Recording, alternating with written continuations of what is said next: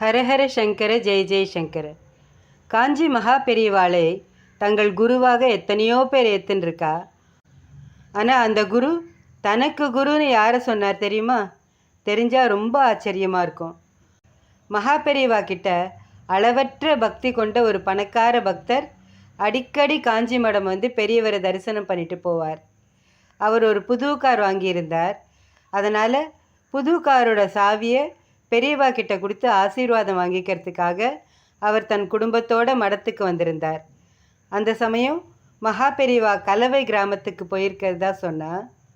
கலவையில் பெரியவரை தரிசித்த அவர் தன்னோட கார் சாவியை கொடுத்து, பெரியவா புதுசாக கார் வாங்கியிருக்கேன், சாவியை நீங்கள் தொட்டு ஆசீர்வாதம் பண்ணணும் அப்படின்னார்.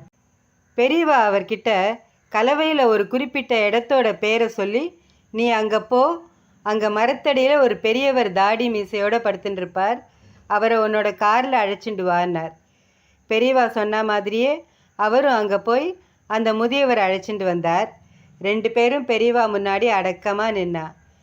பெரியவா பணக்காரர்கிட்ட, இவரை யாருன்னு உனக்கு தெரியாது, ஏன் அழைச்சிட்டு வர சொன்னேன்னு தெரியாது இல்லையா?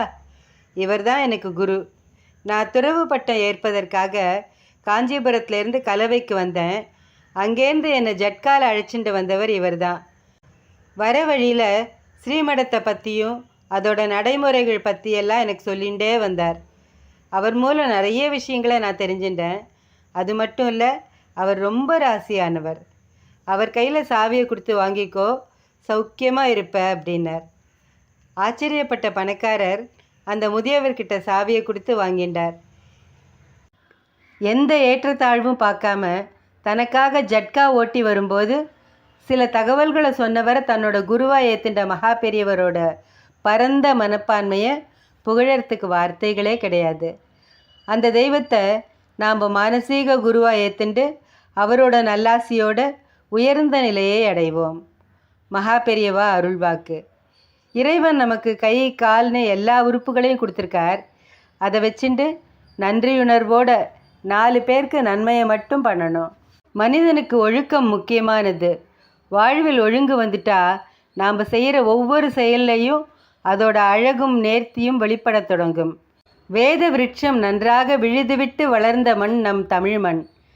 வேதம் நிறைந்த தமிழ்நாடுன்னு பாரதி பாடியிருக்கார். நாம் எப்படி வாழ நினைக்கிறோமோ அப்படியே உலகத்தில் இருக்கிற எல்லாரும் வாழணும்னு நினைக்கிறது தான் உத்தமமான எண்ணம். எளிமையாக வாழறது தான் உலகத்திற்கு நாம் செய்கிற பெரிய உதவி. நம்மளை பார்த்து இன்னொருத்தர் பொறாமப்படுற மாதிரி ஆடம்பரமாக வாழக்கூடாது. உணவு, உடை, உறைவிடம் தவிர மீதி எல்லாமே ஆடம்பரம்தான். எளிமையாக வாழ்ந்து நிறைய பரோபகாரம் பண்ணலாம். அதுதான் வாழ்க்கை. ஸ்ரீ மகா பெரியவா திருவடிகளே சரணம். ஹரஹர சங்கர ஜெய ஜெய சங்கர.